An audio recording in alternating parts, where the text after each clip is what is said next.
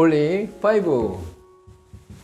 날마다 말씀 안에서 거룩함으로 승리하시길 바라며 은혜와 소망의 말씀을 함께 나눕니다. 1년 1독을 기준으로 하루 서너 장의 말씀에 대해 간략히 소개하고 함께 나누고 싶은 말씀을 전합니다. 하나님의 은혜 안에서 날마다 거룩한 파이팅을 외치며 승리하시길 바랍니다. 오늘 하루 우리가 함께 읽을 말씀은 사무엘하 16장에서 19장까지의 말씀입니다. 사무엘하 16장에서는 압살롬의 반역으로 쫓기던 다윗에게 일어난 비참한 일들에 관한 내용들입니다. 먼저는 무비보셋의 종이었던 시바가 다윗을 풍성히 대접하면서 주인이 왕위를 노리고 있다고 모함합니다. 다음은 시므이가 다윗을 향해 사울의 몰락에 대한 책임을 물으며 계속 독서를 쏟고 저주하며 쫓아옵니다. 예루살렘에 입성한 압살롬은 다윗의 후궁들과 동침하라는 아히도벨의 부도덕한 모략을 실행합니다. 다윗은 이 모든 고난과 수치를 자신에게 내린 여호와의 징벌이라고 여겼기에 겸허히 인내하면서 감당했습니다.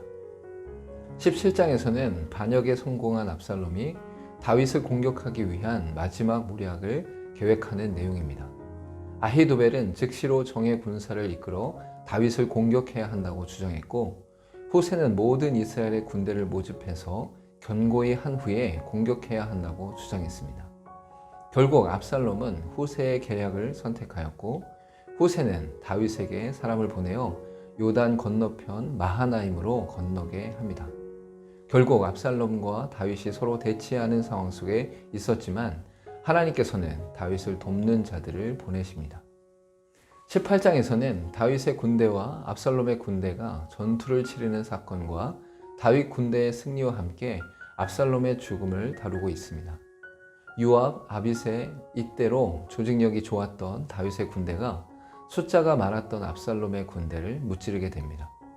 다윗은 압살롬을 죽이지 말라고 부탁하였으나 상수리 나무에 걸린 압살롬을 요압이 죽이고 수풀에 던져 돌무더기를 쌌습니다. 압살롬과의 전투에서 승리한 것을 두 전령을 통해 다윗에게 전하였으며 다윗은 압살롬의 죽음으로 인해 슬퍼합니다. 19장에서는 발라임군을 이기고 돌아온 군사들 앞에서 다윗이 아들의 죽음만을 슬퍼하자 요압이 다윗에게 직언하여 일으킵니다. 이후 다윗의 환궁에 관해 이스라엘 지파들이 논의하였고, 다윗은 유다 지파에게 특사를 보내어 나서기를 요청합니다. 다윗의 환궁 중에 그를 저주했던 시므이와 주인을 모함했던 시바가 나오는데, 아비새는 그들을 죽이자 하나 다윗은 죽이지 않습니다. 이어 무비보셋과 바르실레를 차례로 만났으며 이스라엘과 유다의 갈등이 일어납니다. 오늘 읽은 말씀 중에서 함께 나누고 싶은 말씀은 사무엘하 17장 14절의 말씀입니다. 압살롬과 온 이스라엘 사람들이 이르되 아렉 사람 후세의 계략은 아히도벨의 계략보다 낫다 하니 이는 여호와께서 압살롬에게 화를 내리려 하사 아히도벨의 좋은 계략을 물리치라고 명령하셨음이더라. 압살롬은 예루살렘에 입성하였고 다윗은 도망가고 있는 상황에서 자칫 완전히 멸하게 될 수도 있었습니다. 그러나 압살롬은 아히도벨의 계략이 아닌 후세의 계략을 선택하게 되고 시간이 확보되어 다윗은 요단을 건널 수 있게 됩니다. 이 모든 결정의 과정 속에 하나님께서 그들 가운데 개입하시어 역사하셨음을 분명히 알 수 있습니다. 다윗의 범죄로 인해 칼에 피가 마르지 않는 징계를 받게 되었으나 하나님께서는 회개한 그를 완전히 멸하지는 않으셨습니다. 결국 모든 고통과 고난을 징계로 받고 겸허히 인내하였던 다윗을 향해 회복할 수 있는 기회를 허락하셨고 다시금 일으키셨습니다. 함께 기도하겠습니다. 범죄함 속에서도 절망하거나 낙담하지 말고 온전히 하나님께 회개하며 엎드리는 삶을 살게 하옵소서. 어떤 상황 속에서도 하나님만이 우리의 주권자이심을 인정하게 하옵소서.